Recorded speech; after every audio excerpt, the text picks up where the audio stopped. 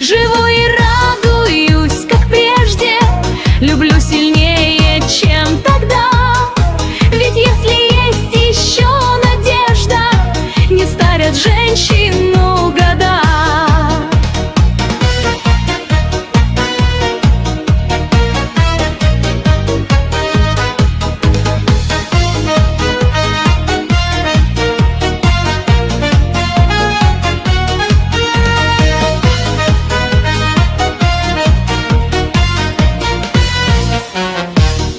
Мне скоро стукнет 60, это лишь